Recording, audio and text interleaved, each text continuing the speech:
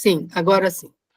Bom, eu e Bernardo estudamos a graduação juntos na Universidade Federal do Espírito Santo, fizemos ciência da computação, depois ele fez mestrado também lá, e depois foi só voando, né? O Bernardo tem um currículo bem impressionante.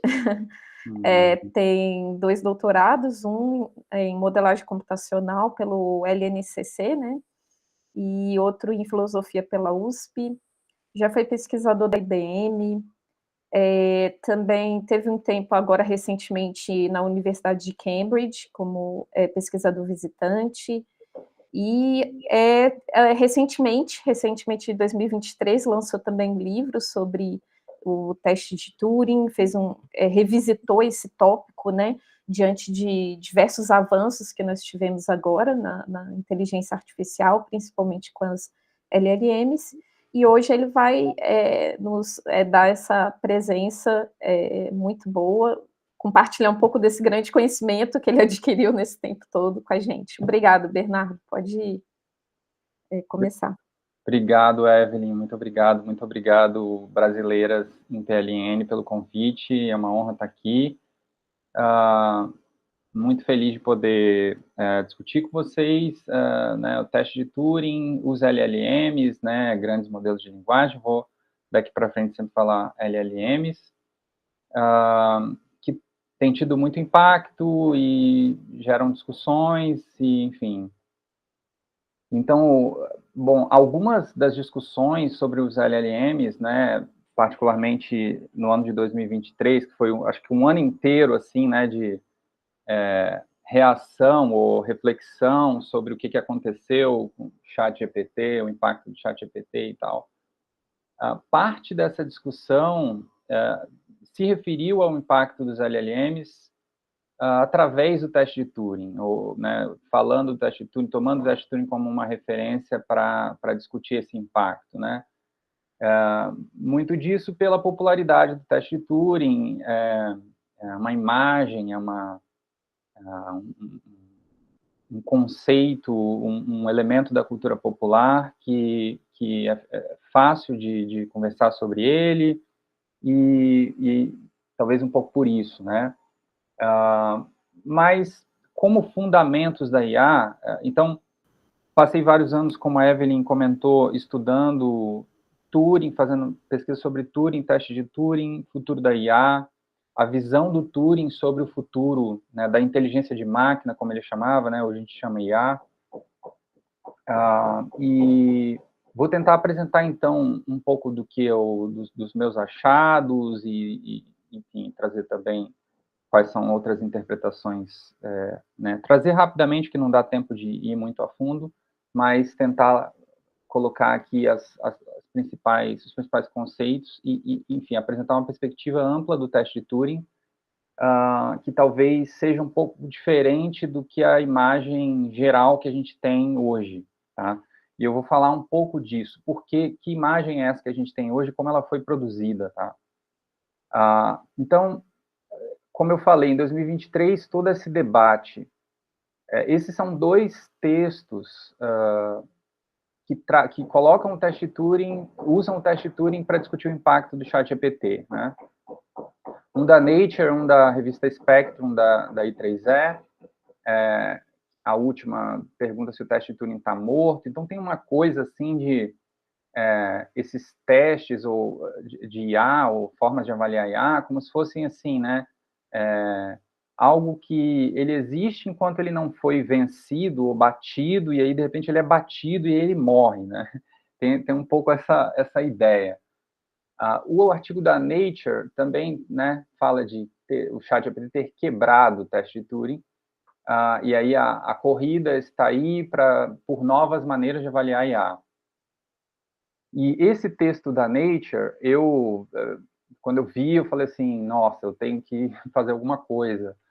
E aí eu escrevi, mandei um texto para eles, aí eles publicaram como um comentário curto, uma correspondência, uma carta, onde eu basicamente faço isso que eu vou tentar falar para vocês, né? Apresentar uma perspectiva mais ampla do teste de Turing, aonde a gente observa o contexto original da proposta de Turing lá atrás, em 1950, e, com isso, a gente poder ter um certo distanciamento histórico, né? O que é isso?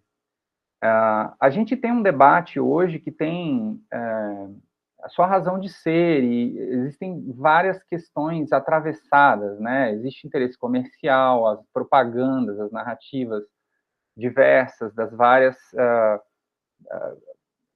empresas, instituições, pessoas, figuras públicas que estão tentando se posicionar e acabam... existem interesses envolvidos, como sempre, né? E é natural que seja assim. Mas acho que é interessante também a gente fazer o distanciamento histórico, que é basicamente a gente voltar lá e pensar do passado para frente, né? Tem em pesquisa em história, se tem o conceito de anacronismo, né? O que é anacronismo? É você ir lá num texto, num objeto do passado, voltando do presente. E aí você olha a partir do seu viés do presente para aquele objeto, e aí você faz o que você quer com ele, né? Ele vira uma coisa passiva que você pega, manipula e usa, né?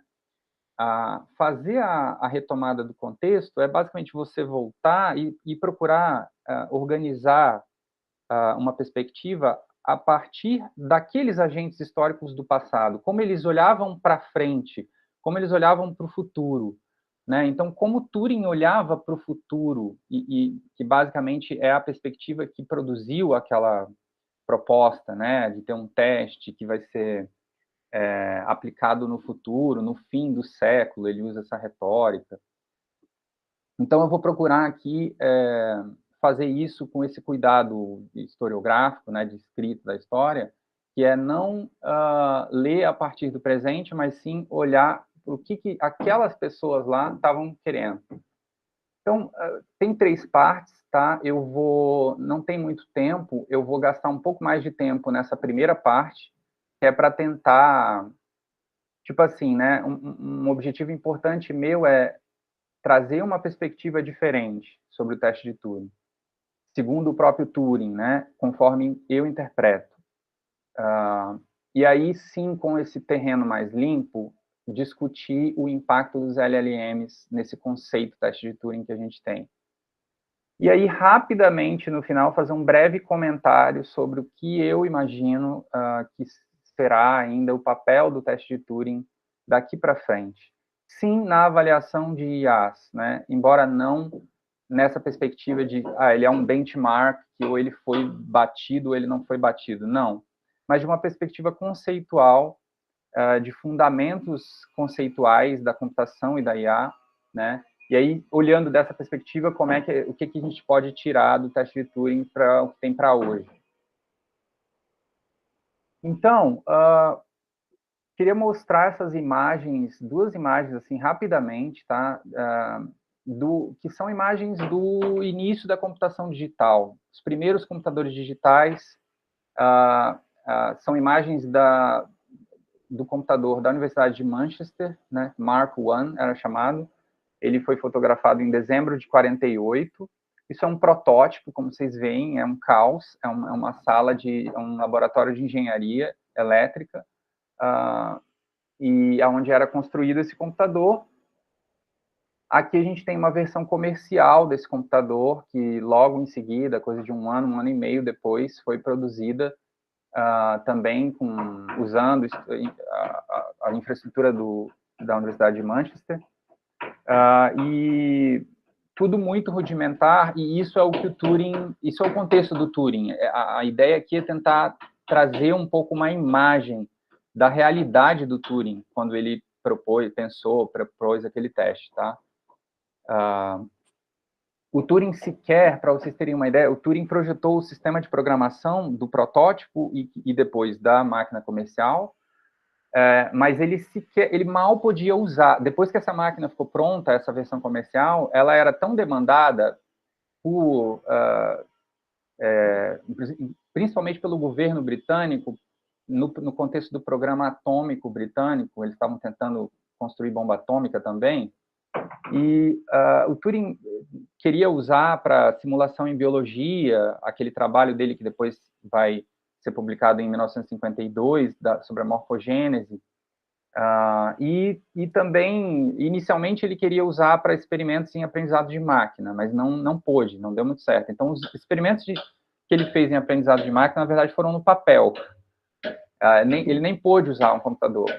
Então, assim, isso é só para ilustrar essa realidade precária da computação digital nos seus primórdios, tá?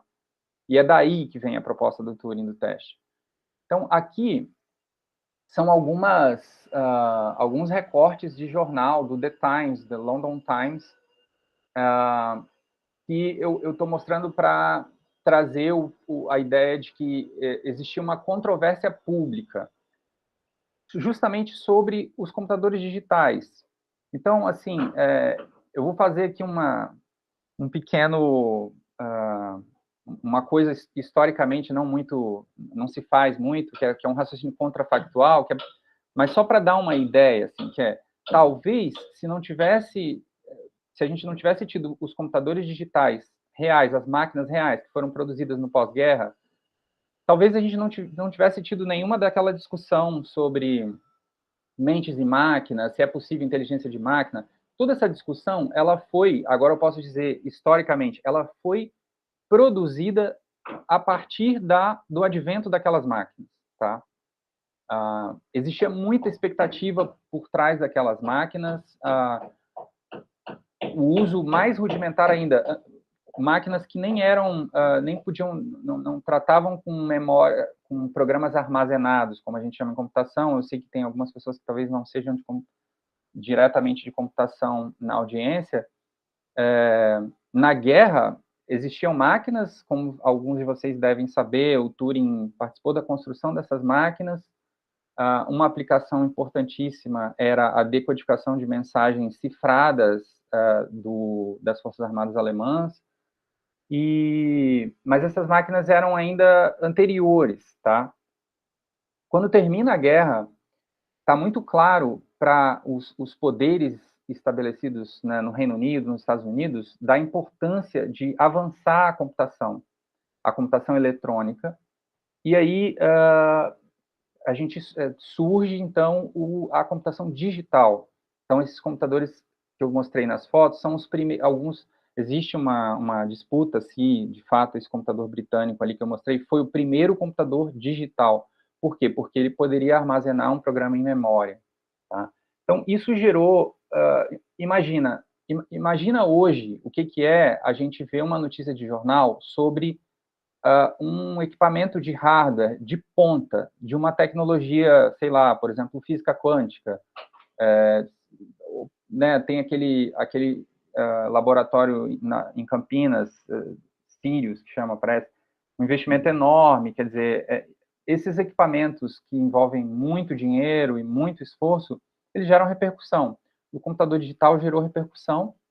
E aí o que acontece? O Turing, ele se lança publicamente para dizer que aquelas máquinas, computadores digitais, seriam capazes de coisas que os colegas deles, pioneiros da computação, não falavam, e quando ele falou, diziam que era falso.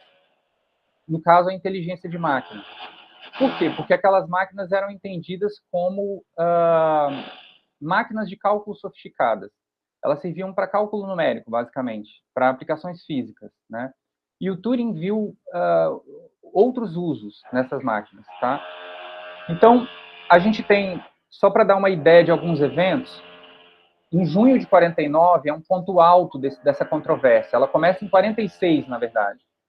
Mas em 49, esse professor de neurocirurgia da Universidade de Manchester, Geoffrey Jefferson, ele faz uma palestra importante em Londres e ele tem a oportunidade da palestra, que ele vai receber um prêmio, e ele dedica toda a palestra para dizer que não seria possível inteligência de máquina, que é algo que estava no ar, que estava no debate, né? E ele quis se posicionar dizendo, olha, isso é um absurdo, estão comparando essas máquinas, computador digital, com o cérebro humano, não tem cabimento, essas máquinas nunca vão ser capazes de coisas comparáveis ao cérebro humano e tal.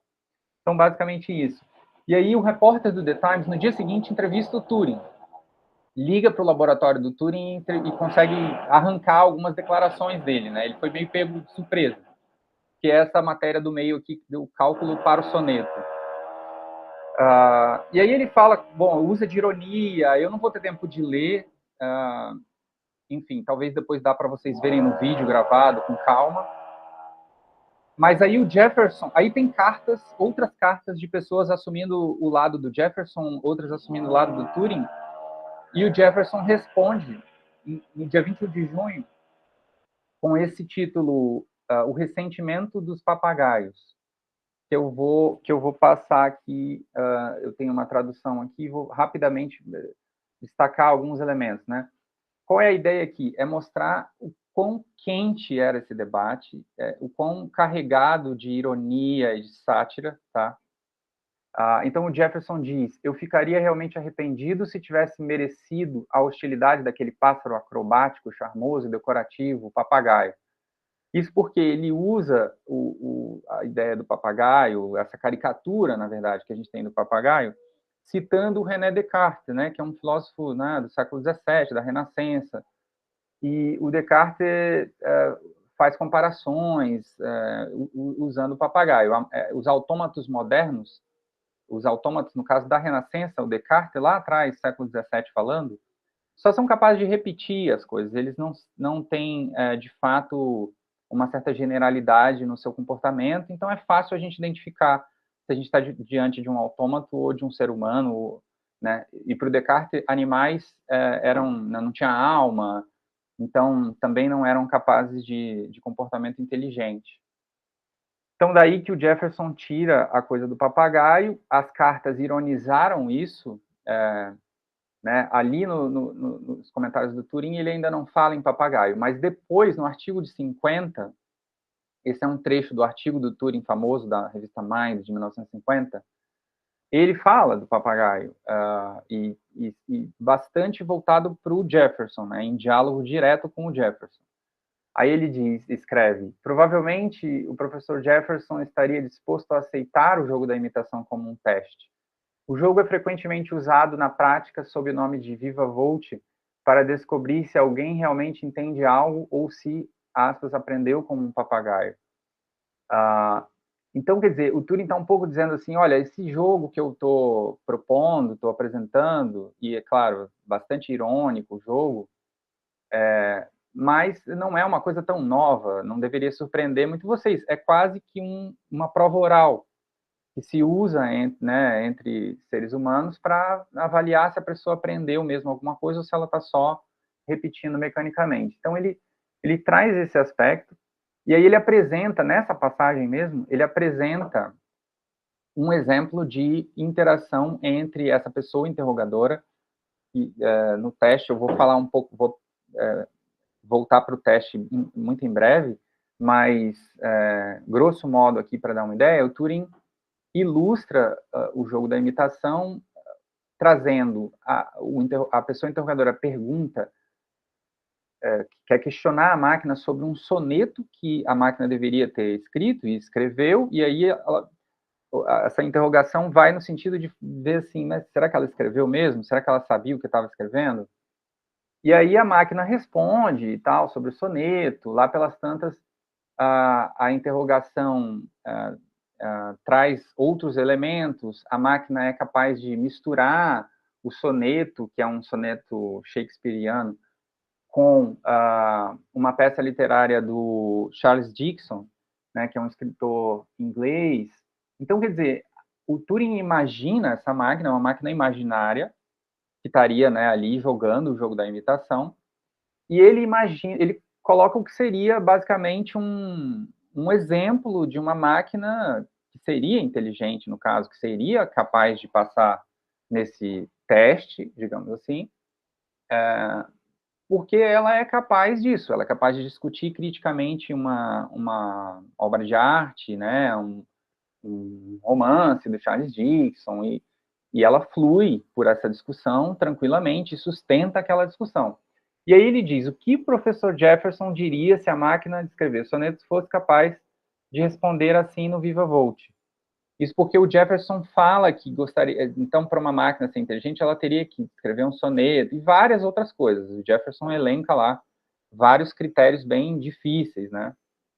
Então, o Turing vai lá, faz uma concessão. Ah, tá aqui, se eu te der uma máquina que faz isso, que faz, escreve o soneto aí que você quer, que discute o soneto e outras coisas, você vai aceitar isso como um, vamos dizer assim, né, um resultado empírico significativo que seria capaz, então, de demonstrar que essa máquina tem um comportamento inteligente?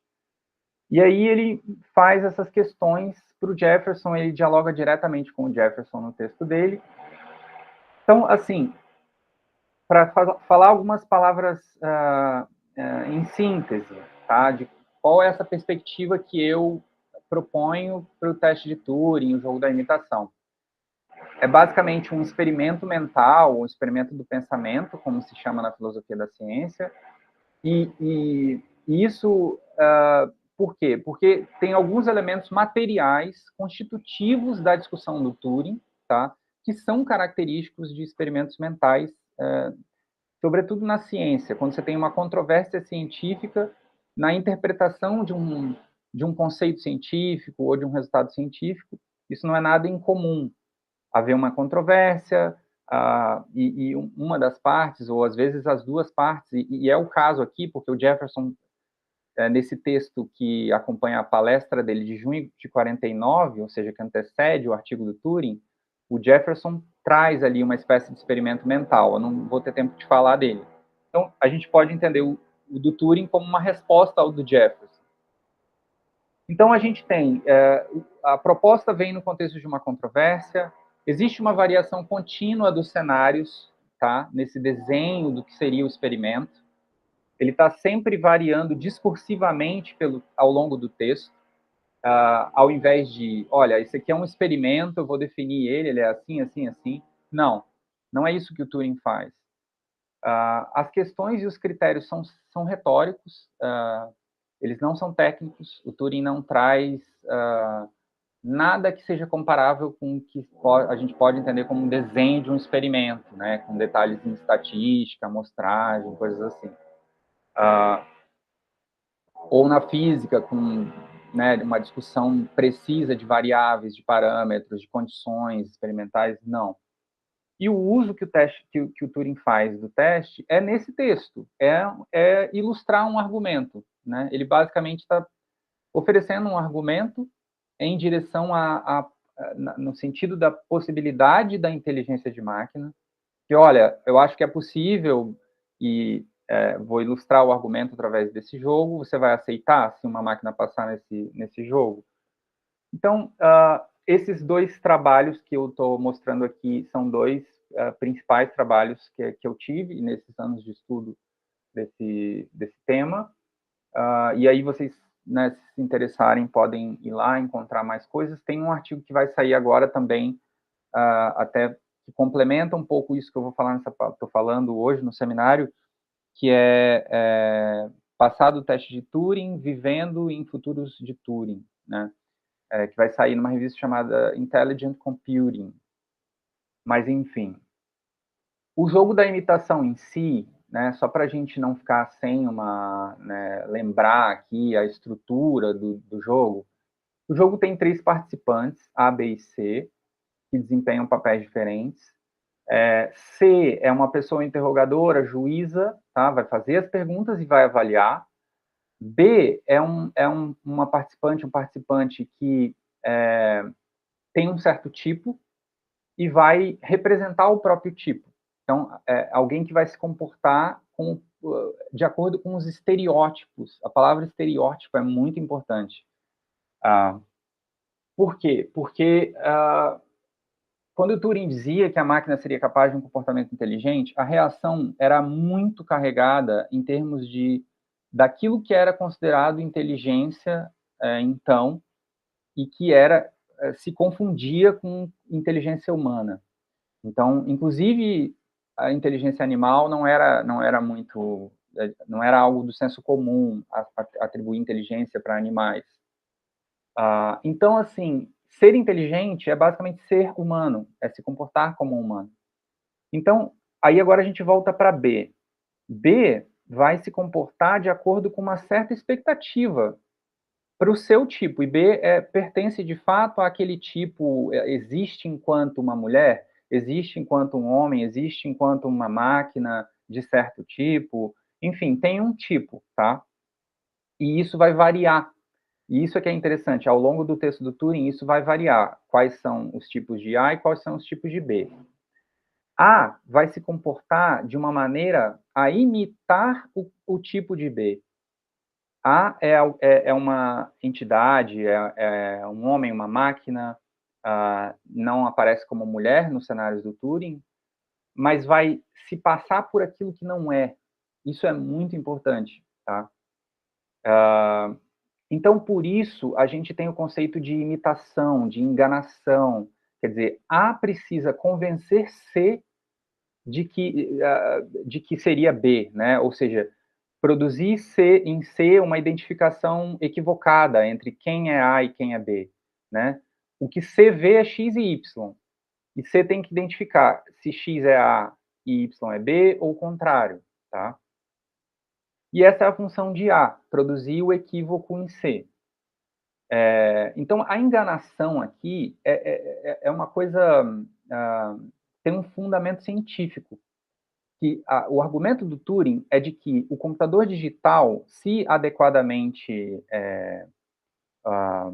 treinado, né, passa por aprendizado, etc., ou mesmo instruído por programação, na maneira clássica da computação, mas para o Turing é importante o aprendizado, apenas é que para ele é um pouco flexível, tá?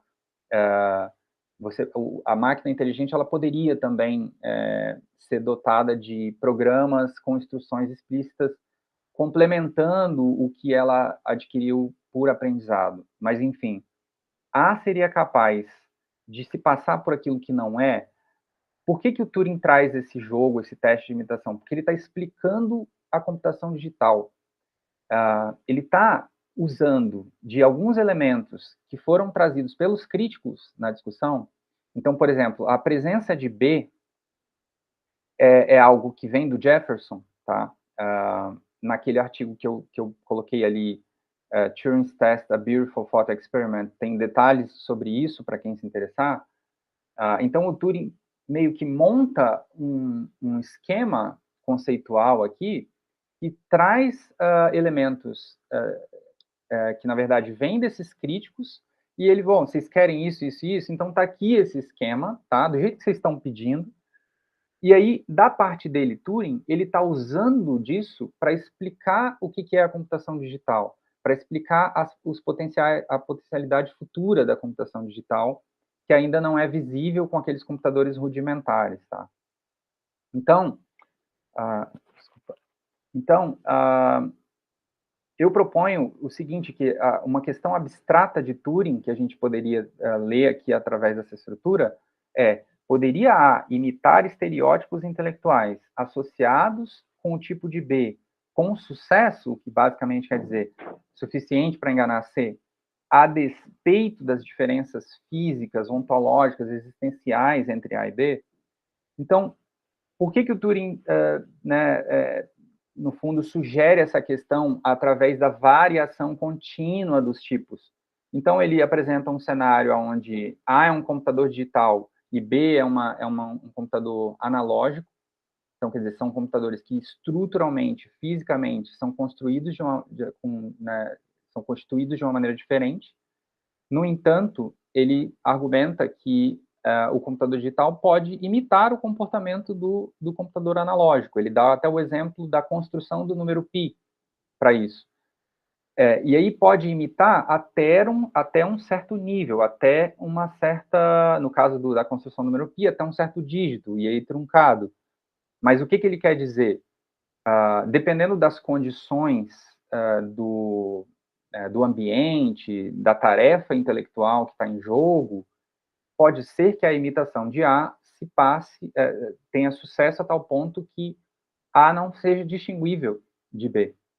Então, o jogo da imitação, ao contrário do que um editorial de 2014, da Communications of the ACM, sugere, ele não é um simples joguinho.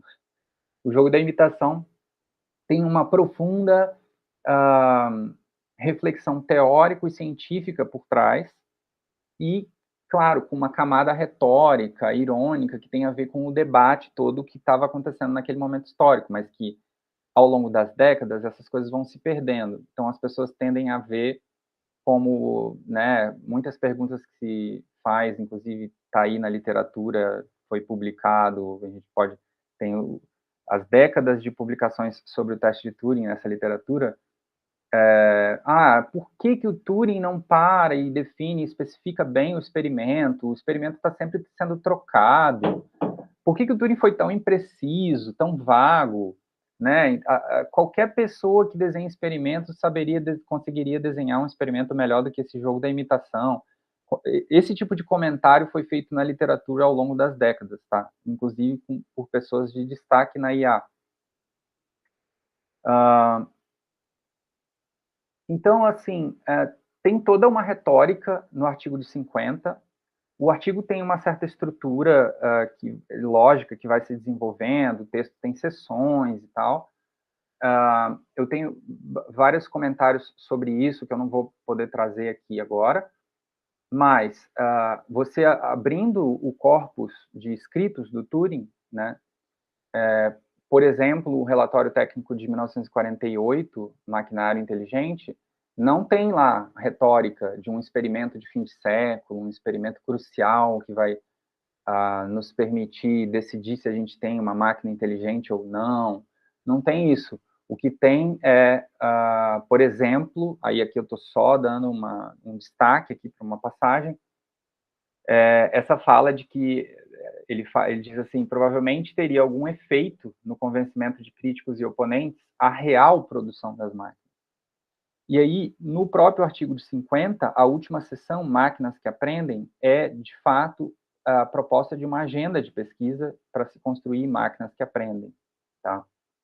Então, quer dizer, há elementos sugestivos de que para o Turing, para ele mesmo, digamos assim, a real demonstração empírica da possibilidade de inteligência de máquina seria a construção das máquinas. Bastaria você ter a máquina e poder interagir com a máquina e, né, digamos assim, avaliar, num sentido mais coloquial, as capacidades daquela máquina. Agora, confrontado com toda uma onda de críticas e argumentos bastante sofisticados de que jamais uma máquina poderia demonstrar inteligência, aí ele produz, então, o jogo da imitação, chama de teste, inclusive, usa de uma retórica de fim de século e faz efetivamente propaganda para a agenda de pesquisa de construção das máquinas que aprendem. Tá? Existe um depoimento de uma pessoa muito próxima do Turing, que foi escolhido por ele como executor literário dele depois da morte, dizendo que o Turing disse para ele explicitamente que foi propaganda, que o artigo de 50 foi muito motivado para fazer uma propaganda, que as pessoas tinham que parar de achar que computadores digitais eram só máquinas de cálculo. Então, fiz toda essa retomada. Então, o conceito de imitação do Turing, ele não é só uma coisa de enganar, fazer parecer, tá? Ele tem conceitos científicos por trás. Tem duas cartas que o Turing escreve em 1951 para essa figura muito interessante, que talvez interesse mais ao grupo, que é Beatriz Worsley, que é uma mexicana radicada no Canadá, uma pioneira da computação. Ela estudou com o Turing em Cambridge e foi co-orientada pelo Turing no doutorado dela. O Turing ela escreve várias cartas para o Turing, o Turing escreve cartas de volta. Essas cartas foram achadas no ano passado, colegas, e a gente achou. E aí, é só para dar um exemplo de uma passagem onde o Turing fala de imitação como sendo o que uma máquina universal pode fazer, né? Por exemplo, na máquina universal de 36, a máquina é capaz de receber instruções na própria fita que ela lê, né, o que a gente chamaria de um programa. Ela recebe o programa pela fita e simplesmente executa o programa. Então, nesse sentido, ela está imitando aquela máquina que veio codificada na fita, né? Então, o conceito de imitação para o Turing é isso, tem a ver com a computação digital, a computação universal, a possibilidade de uma máquina que é construída em hardware fisicamente não precisar ser reconstruída para mudar de comportamento. Ela pode mudar de comportamento sendo reprogramada e aí ele avançando desde 36, agora no pós-guerra, ele fala, e ela pode, inclusive, aprender pela experiência e, portanto, mudar as próprias instruções, sem ser desligada, reprogramada, esse tipo de coisa. E é quando ele vislumbra isso, que seria possível através da computação digital, né, como uma tecnologia física, né, que foi implementada fisicamente, isso abre para ele a perspectiva de que a inteligência de máquina seria inevitável. Tá? Mas, enfim, essa passagem, então, eu não vou ler com calma, mas basicamente ele está dizendo que seria preciso para uma máquina imitar outra máquina. E aí, basicamente, assim, sem inteligência, a máquina que imita teria que ter um tamanho exponencial, de ordem exponencial da máquina imitada. Então, isso tem a ver com, né, se você imagina a máquina que vai ser imitada, tem lá um comportamento, aí ela escreve um bit, depois ela escreve um outro bit, depois ela escreve um outro bit. Essa máquina que está imitando, se ela, a única coisa que ela faz é memorizar, ela vê um bit, depois ela vê outro bit, ela tem sempre que estar preparada para as possibilidades combinatórias que vão surgir do comportamento que ela está observando. E ela tem que ter uma capacidade de armazenamento, de memorizar todas essas combinações. Então tem a ver com isso, tá? Eu estou falando isso aqui porque a gente vai voltar nisso agora, quando a gente for ver os LLMs. Nessa outra carta, o Turing fala algo aqui que deixa bem claro que o conceito dele de inteligência de máquina não é equivalente à inteligência humana. Essa outra inteligência, né, em silício, na máquina, ela é uma inteligência 2. Apenas é que ela vai ser capaz de produzir comportamentos que podem vir a ser indistinguíveis da inteligência 1 em certos contextos. Esse é o ponto do Turing. Isso fica claro assim por alguns escritos, por exemplo, essa carta. Ele chega a falar, naturalmente, nunca se fará um ser humano dessa forma. Será apenas outra espécie do gênero pensante. Bom, e aí,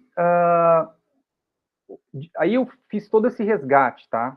E eu quero distinguir isso do que eu imagino, do que eu apreendo pela literatura, e aí eu imagino que muitos de vocês, né, tenham uma imagem do teste de Turing, o jogo da imitação, ou tinham, né? Eu estou tentando provocar um pouco algum deslocamento nessa imagem padrão do que é o teste de Turing, mas a imagem padrão de que é só um jogo, de que você implementa lá qualquer coisa que possa se passar por um humano aos olhos de alguém, e o Turing falou, pode ser um observador, uma pessoa comum, nos escritos dele ali, né? Ele não queria que fosse visto, avaliado por especialistas em computação, não.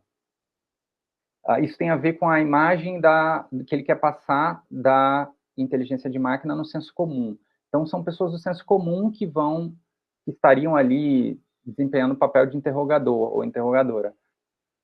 Só que aí, essa imagem que a gente tem hoje, ela começa a surgir, talvez até antes, mas se não antes, nesse artigo, nos trabalhos do início da década de 60, do Joseph Weizenbaum, tá? Que é um pioneiro da computação, não é um pesquisador de IA, né, como os pioneiros lá da IA, John McCarthy, Simon. Ele está bastante interessado em interação humano-máquina. E aí ele, para vocês verem, né, nesse texto, olha esse título, Como fazer um computador parecer inteligente. Então a agenda de pesquisa dele é essa, ele está interessado nessa questão.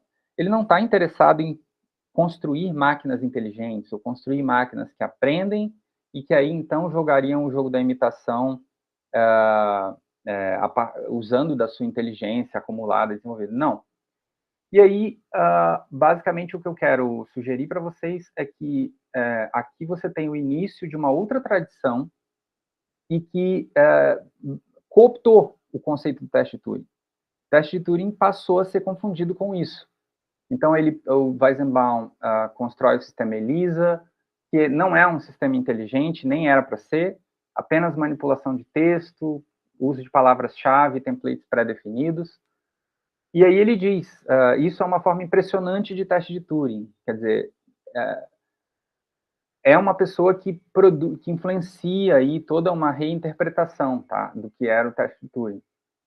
E aí tem outros eventos históricos relacionados, principalmente às competições de Loebner, que rodaram por décadas, e que, para vocês terem uma ideia, das 5 primeiras edições, 4 foram vencidas por um programa que fazia exatamente o que o programa ELISA fazia.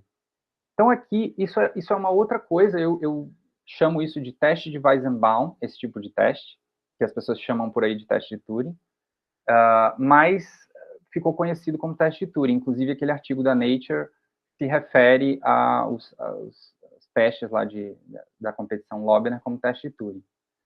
O Weizenbaum estava preocupado, ele é um refugiado alemão nos Estados Unidos, fugindo do nazismo. Ele está preocupado com a percepção humana das máquinas, ele está preocupado com esse pensamento mecânico que não reflete, enfim. Então, é outro contexto, é uma agenda de pesquisa importante também, só que simplesmente não é teste de Turing, né? Esse é meu ponto. E aí, como é que isso informa para a gente a questão dos LLMs hoje? Eu sei que eu estou vendo que eu estou um pouco atrasado, então eu pediria se o pessoal puder ficar talvez 10 minutos a mais. Eu vou correr aqui para fazer uma finalização e aí a gente discute. O Turing tem vários escritos, que eu não vou passar por eles, sobre aprendizado de máquina, sobre como preparar uma máquina para ela desempenhar um papel no jogo da imitação, no teste de Turing, no seu teste, ele chama de teste também, tá? E ele é bem claro de que essa máquina ela vai ser preparada via um processo de ensino e aprendizado. Então, até as coisas que ela tem que aprender para se passar por uma que são muito humanas, tipo assim, ela tem que pausar e parecer mais lenta do que ela de fato é, ou ela tem que fazer um erro numa conta aritmética, uma coisa assim. Essas coisas, para o Turing, não é que a máquina ia ser programada para fazer isso explicitamente, para poder passar no teste. Não. A máquina seria preparada via o aprendizado. Ela ia ser educada, sabe? E aí, ao ser educada, ela ia desenvolver uma certa capacidade de inteligência e ela provavelmente, perdão, ela cometeria erros, inclusive, porque ela é treinada via exemplos. Ou seja, muito parecido com o que a gente tem com os LLMs. Então, aí já começo a fazer o meu ponto de que os LLMs, sim, são próximos o suficiente de máquinas imaginadas pelo Turing.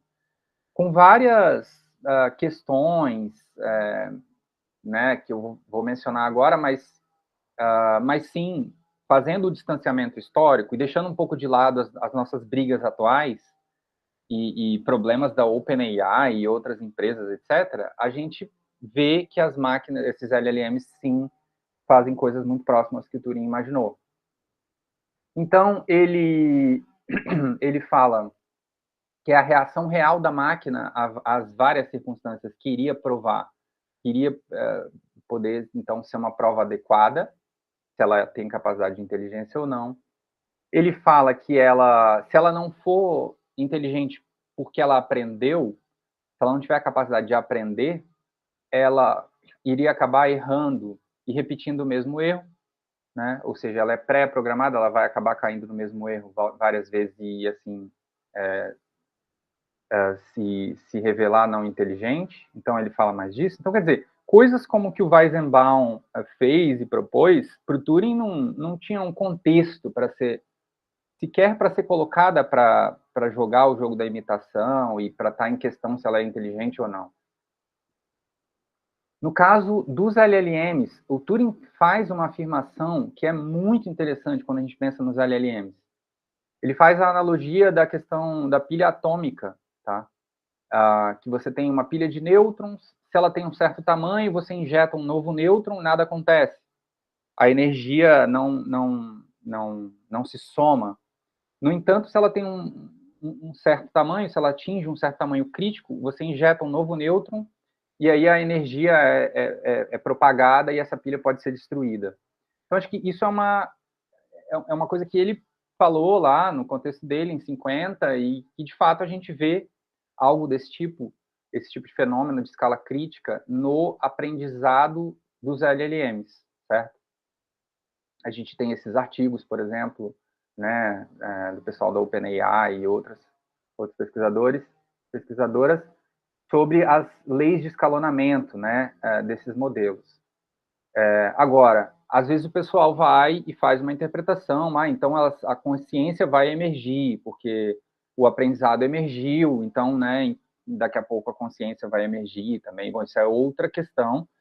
Não estou sugerindo isso, não penso que essas máquinas com a arquitetura que elas têm sejam capazes de produzir um fenômeno assim comparável à consciência humana, como a gente entende, ou seja, desenvolver experiência, esse tipo de coisa.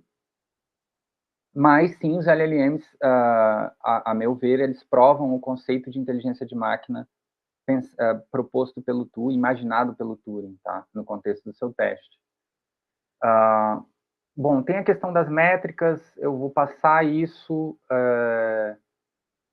tarefas como adição, você, né, a máquina, um LLM, aprende, parece que, quer dizer, vê exemplo, e parece que não está aprendendo, aí lá pelas tantas aprende, claro, a métrica de uma adição, ou a soma está correta ou está errada.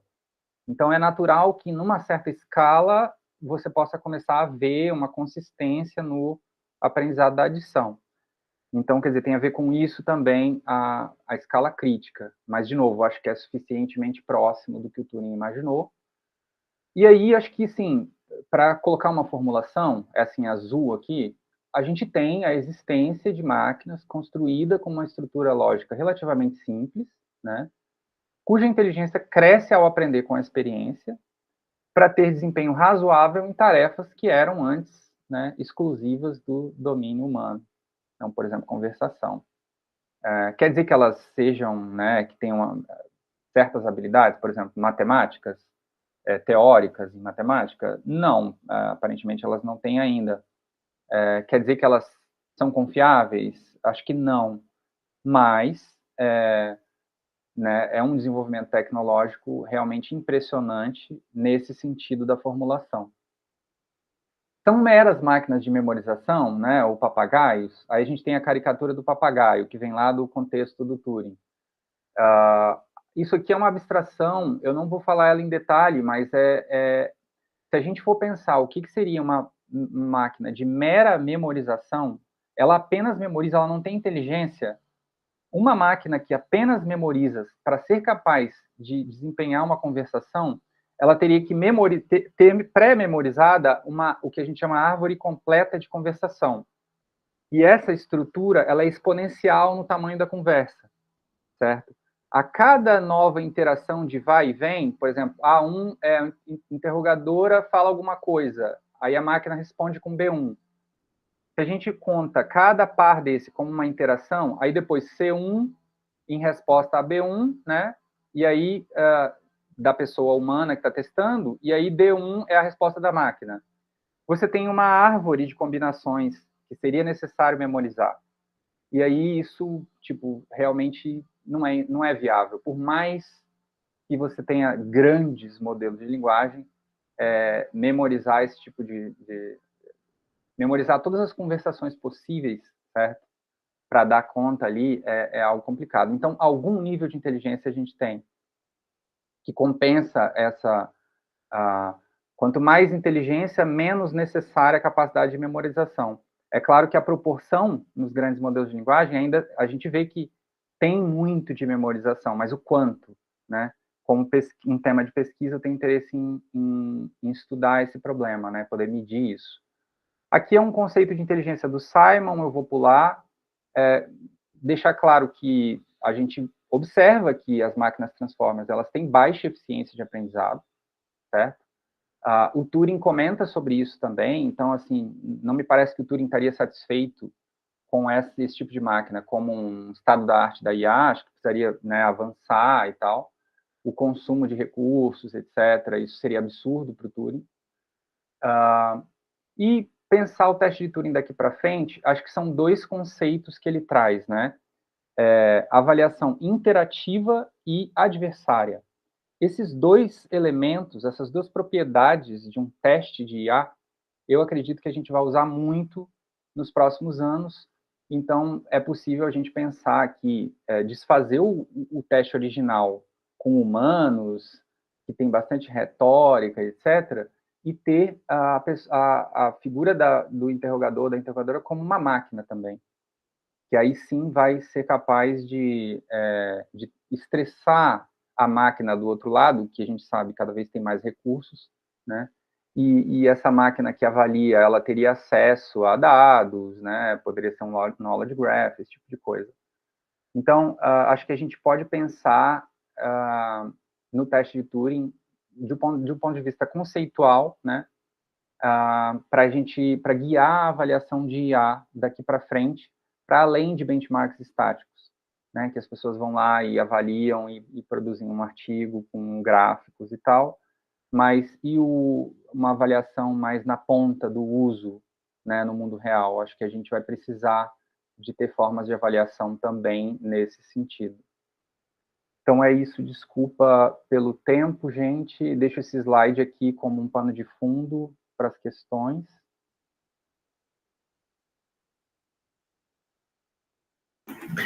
Obrigada, Bernardo. Evelyn, você quer comandar as perguntas, por favor? Sim, claro. Alguém tem alguma... Vou deixar primeiro para a audiência. Se alguém tem alguma questão, alguma pergunta, pode colocar no chat, levantar a mão, talvez, também. Eu vou esperar um pouquinho para ver se alguém tem alguma questão. Bom, enquanto o pessoal se anima, deixa eu fazer uma perguntinha, então, para o Bernardo. Na verdade, é mais um comentário. Assim, eu entendo que o que já se passava na cabeça do Turing, evidentemente, era a questão do aprendizado, né? E essa ideia que a gente compartilha, né? De que se é capaz de aprender, então está próximo do que nós humanos fazemos e, portanto, pode ter alguma inteligência envolvida. Todas as palavras que a gente usa acabam sendo armadilhas para a gente, porque se a gente fala inteligência, é de máquina, é humano, mas assim, a gente se entende aqui, né? A gente está... a questão, e aí a gente tem toda essa área de aprendizagem de máquina, que é uma coisa já bem estável, né, em inteligência artificial, já ocorre há muitos anos, e durante todas essas décadas nunca se chamou atenção para alguma coisa de aprendizagem de máquina. Ninguém ficou falando de, ai, nossa, a máquina é inteligente, e já se faz aprendizagem de máquina há muito tempo, né?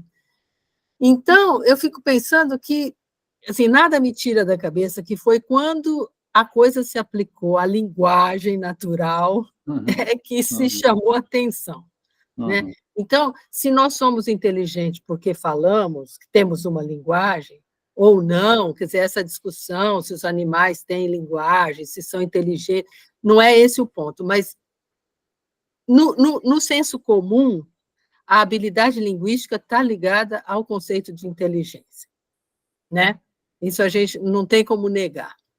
E agora, olhando para a área de PLN, que é onde a gente atua, que a gente trabalha com linguagem e tal, a gente sabe que, desde sempre, o grande gargalo do processamento de língua é a questão do significado, no sentido e tudo. Porque, de um lado, nós temos uma máquina absolutamente simples, como você falou, e simbólica, ela processa símbolos, e do outro nós temos um conceito para ser tratado para a linguagem, que é o significado, que não se trata simbolicamente, né? Eu acho que eu posso dizer que o significado, o sentido das coisas é mais uma construção social do que uma rotulação. O significado de X é Y. Uhum. Né? Então, eu pergunto, e aí estamos vivendo toda essa paranoia, né, do chat GPT, etc. E tal. Eu pergunto, será que essa tecnologia atual, os Transformers, indo ao encontro do que você está dizendo, será que isso se aproxima a uma construção social, a uma construção de significado? E, portanto, nós estamos vivendo esse apogeu, pronto, chegamos lá, né? Na verdade, a gente sabe que temos problemas, né? Problemas disso, mas será que são problemas que a gente só vai ter que tratar agora? Vamos tratar esses problemas, porque se a gente tratar esses problemas dos dados que são usados para treinamento, por exemplo, e tal, né? Então a gente já chega na nossa meta. Você já pensou sobre isso? Você tem alguma opinião sobre isso, Bernardo? Obrigado, Graça. É uma pergunta super profunda. Eu vou tentar dar algumas pinceladas, tá? Trazendo algumas coisas assim do contexto do Turing, né? O que ele de fato achou e pensar um pouco o momento que a gente está agora, né? Então, um elemento é que para o Turing ele não está interessado nessas coisas intrínsecas, né? Experiência, o significado no sentido, sei lá, né, da experiência. E aí, por exemplo, tem a coisa do quarto chinês lá, do Searle e tal. Tipo, isso não está em diálogo com a discussão do Turing. Tipo, Searle não leu Turing, sabe? É basicamente isso que eu estou dizendo. Porque para o Turing ele é bem claro nesse sentido que eu tentei mencionar ali, de é uma outra coisa, e essa outra coisa ela pode ter um comportamento, né, efetivo na prática que pode vir a ser indistinguível. Então, assim, é uma outra construção de sentido, no sentido da prática dessa entidade que está lá processando símbolos e, digamos assim, regurgitando eles, e a gente que consome isso, né? O Turing percebeu que isso tinha a ver com a computação digital. O mundo digital, ele não quer saber do mundo físico, ele não quer saber do que as coisas são exatamente. É uma outra existência, uma existência digital. Então, quer dizer, se você tem um ser humano que está teclando, e você tem uma máquina que está teclando, como é que você vai distinguir, né? Então, eu acho assim, um elemento importante é o esforço que ele fez de nos alertar, e aí se ele era favorável ou não, quer dizer, ele tinha muita curiosidade científica e ele estava insatisfeito o suficiente com a sociedade dele a ponto de que ele tinha, digamos assim, propósitos subversivos, né, em algum nível. Então ele se sentia obrigado a falar disso, a alertar as pessoas de que, olha, nós estamos diante aqui de um desenvolvimento tecnológico que vai longe,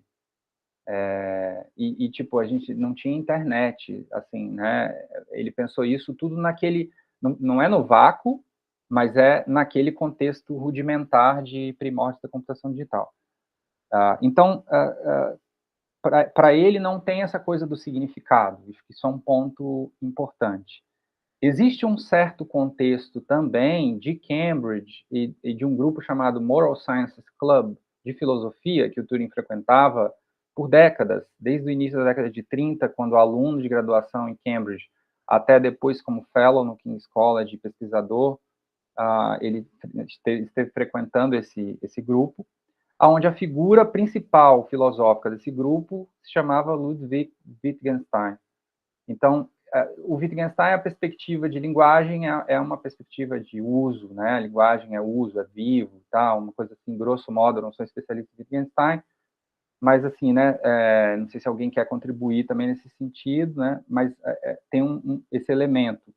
E o Turing, então, tem essa influência no pensamento do Turing. Mas também não acho que seja exatamente Wittgensteiniano, assim, que segue, não. Mas tem outros detalhes. Mas, então, assim, esses dois elementos, a influência do Wittgenstein, a perspectiva de significado como uso e como uma prática que habita um certo ambiente, que é agora o digital, e aí nesse outro ambiente, o que as coisas são e não são fica mais fluido, né? E é isso que o jogo da imitação um pouco mostra. E tem, só para comentar também, assim, em termos de impacto social, que agora a gente está aí com esses LLMs e tal, bom, agora que a gente tem o mundo digital, ele é uma nova realidade e é muito diferente, e é muito importante. A gente está vendo a extensão dos impactos disso. Não é nem só os LLMs, mas assim, percebem? Minha sugestão é de pensar o Turing como um pensador pioneiro dessa computação digital, desse mundo digital. Porque né, o que são as opiniões das pessoas na internet, tudo isso está se diluindo, né? Então, imagina, a reação imediata à proposta, à visão dele de que as máquinas seriam inteligentes, foi uma reação conservadora que usava desses conceitos humanos.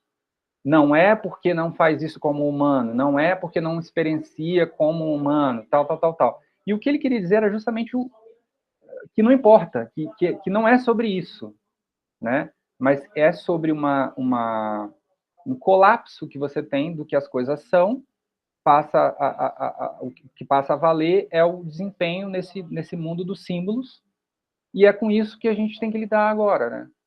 E quer dizer, muito tempo se passou e acho que agora a gente está começando a sentir a pancada e como sociedade, né?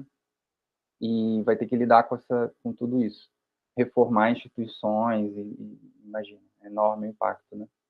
Mas enfim, não sei se eu respondi muito, mas tentei pegar alguns elementos que eu acho que podem dar. Não, está ótimo, Bernardo, está ótimo. Obrigada, Bê, obrigada. A Liv, Real. Obrigada, você pode ir.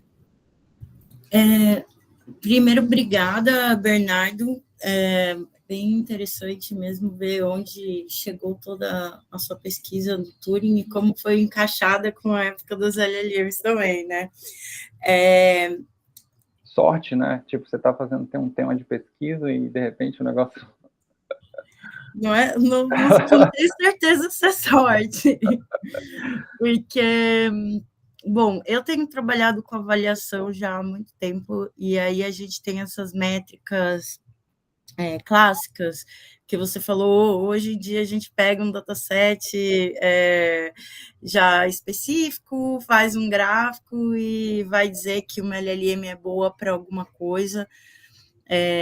Atualmente eu tenho tido muita dificuldade de fazer avaliação de LLMs em produção, assim, esses gráficos baseados em datasets já anotados não representam o comportamento que o cliente tem quando a gente muda o modelo, né?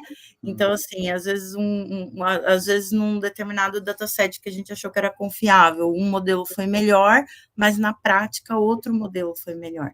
E agora a gente está nesse período de, bom, a gente adora LLMs, a gente quer usar, só que a gente não sabe dizer qual desses 3 modelos que eu tenho na mesa é melhor para determinada tarefa.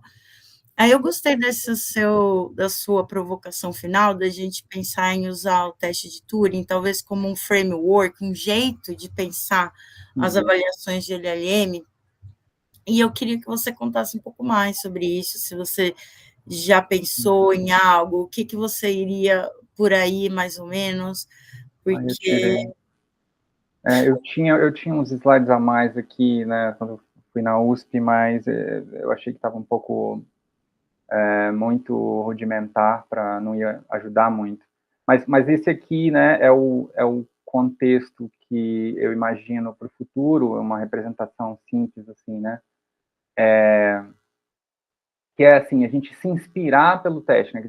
Basicamente isso quer dizer se inspirar por testes interativos e adversários, né? Então, ideias iniciais que eu tenho, e eu tenho trabalhado, inclusive tenho conversado já um pouco com a Evelyn sobre isso, a gente tem pensado junto um pouco isso, quer dizer, tem a ideia de aumento de dados, eu acho que é uma ideia importante para pensar teste interativo e adversário, né? Por exemplo, de LLM, mas pode pensar como uma caixa preta de IA, pode ser qualquer coisa, qualquer tipo de IA, né? Mas olhar, aí é outra coisa interessante do teste de Turing, você não vê o que está do outro lado, não interessa a arquitetura, né? A IA vai mudar, né? Mas será que a gente pode pensar maneiras de avaliação independente dessas mudanças, né? Então, aumento de dados me parece importante, por quê? Porque gerar instâncias em tempo de teste, né? Se fala, por exemplo, em contaminação de dados. Eu não tenho dúvida de que startups, empresas hoje, eu não acho que elas vão se preocupar muito com contaminação de dados, desde que elas possam dizer que não está contaminado. Vai dizer qualquer coisa, não está contaminado, meu argumento é esse, mas, no fundo, a gente não vai saber se está ou não está. A gente vive esse contexto de financiarização e né, propaganda agressiva e tal. Então, não tem como confiar mais. Nós não estamos mais no iluminismo ou qualquer coisa parecida, que é que a gente já teve. Então, é a selva mesmo e eu acho que realmente tem que poder testar um negócio pronto. Assim. Me entrega pronto, eu vou testar. Eu não quero ter que assumir que eu confio nisso ou naquilo, em como um processo passou por um processo de treinamento que é assim, assim, assim. Não me interessa, eu quero poder testar na hora. Mas voltando, aumento de dados, quer dizer, se foi contaminado, digamos que viu todos os benchmarks públicos e até alguns não públicos, e absorveu tudo aquilo ali, eu preciso ter uma maneira de produzir o meu teste para além disso, né? Eu preciso poder, na hora, submeter uma instância de dados, várias instâncias de dados, que eu tenho controle de como eu estou produzindo. Né? Então... Quando você fala de aumento de dados, você não está falando, então, de aumento de dados via a LLM que vai ser testada, né? Porque foi isso que eu tinha entendido. Desculpa, não. Tá. É porque, quando eu falo em aumento de dados, eu estou pensando no seguinte, a interação vai acontecer, o teste vai começar, né?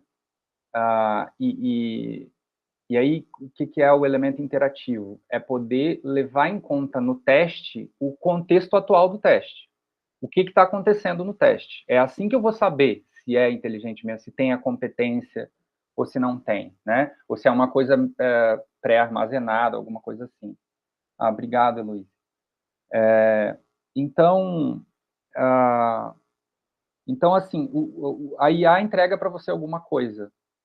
Como é que eu aumento essa coisa em tempo de teste para deslocar, sabe? Fazer deslocamentos, assim, em nível de instância, né? Ela me entregou, sei lá, ela mencionou um país. Aí eu vou lá, tá, mas e esse outro país? E esse outro país? E esse outro país? Ou e esse estado daquele país? Quer dizer, como eu vou navegar nesse domínio de dados, aí realmente é um mundo para a gente pensar, né?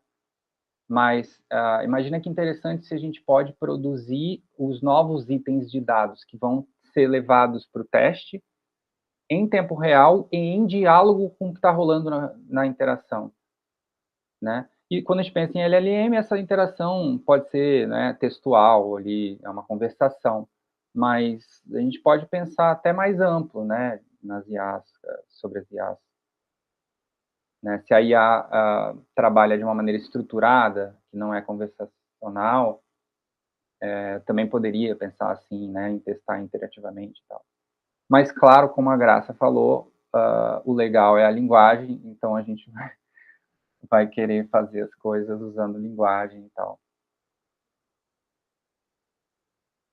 Mais uma aplicação para o Knowledge Graph, que surgiu agora, né, como muito importante.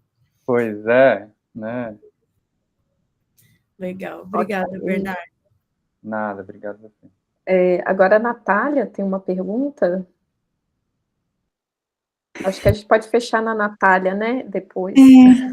Na verdade, assim, é mais um comentário entrando ali na discussão sobre a avaliação de LLMs, né, para assim, adaptando o teste de Turing. E, na verdade, assim, depois dessa palestra aqui, eu fiz, assim, eu trabalho com avaliação de sistema de tradução, tá? E aí, a gente tem trabalhado também com avaliação de LLMs. E, na verdade, a gente aplica sempre um teste que a gente chama de ranking. E nesse teste de ranking, eu acho ele muito similar ao teste de Turing, tá? Ele é muito, muito parecido. Por quê? Porque a gente pega amostras de texto produzido por humano e textos produzidos pela máquina, e a gente dá para um avaliador humano, em que ele vai ter que escolher qual texto ele prefere, né? Então, a gente faz isso com vários e vários exemplos, até a gente chegar num resultado final, e assim, claro que o avaliador humano não vai saber nunca qual que foi o produzido pelo humano e qual que é o produzido pela máquina.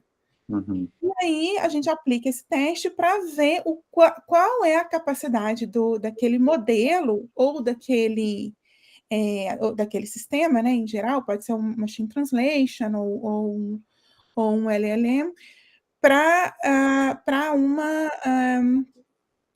uma determinada tarefa, ou pode ser para um determinado tipo de texto, ou para a tradução de determinado tipo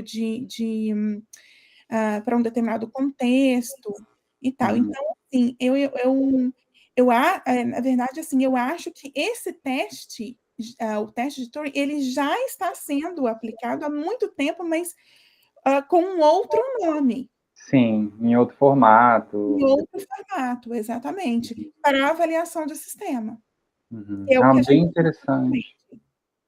É muito interessante, Natália. E que também você me lembra de um aspecto que eu não mencionei, que também a gente pode entender como um conceito fundamental lançado lá atrás pelo teste Turing, que é a inteligência humana como referência. Isso, exatamente. Né? O que o humano produz como referência. Que é o caso do seu exemplo. Né? Isso. E, inclusive, em avaliação de sistema de tradução e agora LLMs para tradução, né? A gente tem avaliado muito LLM para tradução. E a gente, uma das métricas, a gente usa as métricas automáticas, né? Que a gente chama de tem a Blue Score, que é a mais famosa, tem várias outras, tem a Meteor, tem o TR, tem todas essas métricas assim.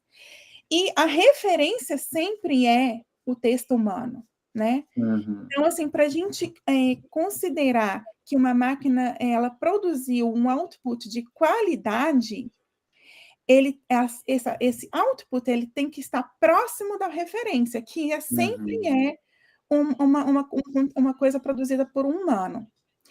Mas isso também lança uma discussão enorme, tem uma discussão enorme por trás, porque quem garante que o conteúdo, principalmente agora no mundo dos LLMs, né, quem garante que o que o humano está produzindo é realmente de tanta qualidade assim, né? O que é qualidade, inclusive?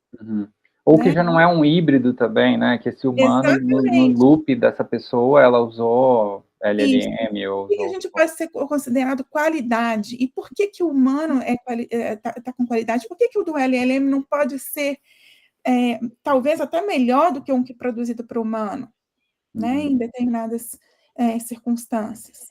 Então, tem toda essa discussão teórica hoje em dia, Uhum. Né? Talvez um elemento interessante, pensando em termos do teste de Turing,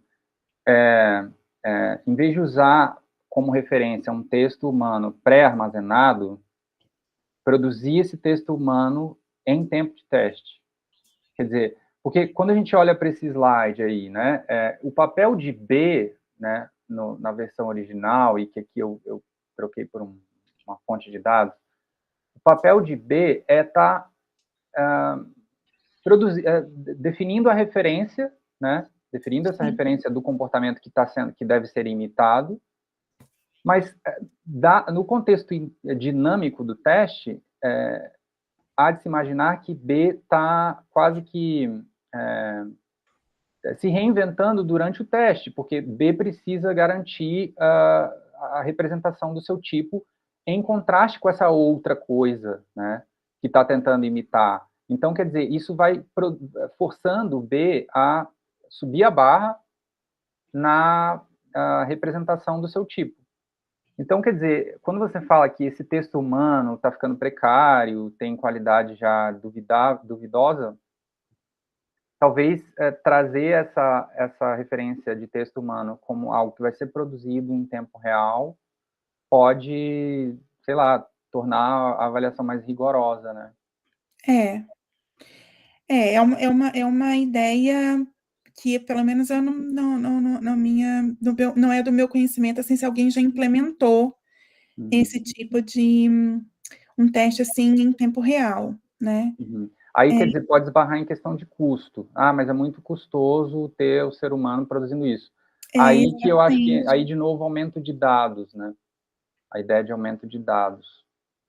Que aí você tem o texto humano de referência, mas você pode perturbar esse texto, de alguma maneira, para estressar a comparação, né? Não sei. Né? Teria que pensar no caso.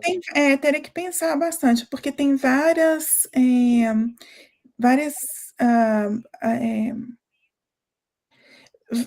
assim, influenciadores externos, né, ali naquele momento em que o humano vai estar produzindo o texto, né, assim, tem questões de atenção,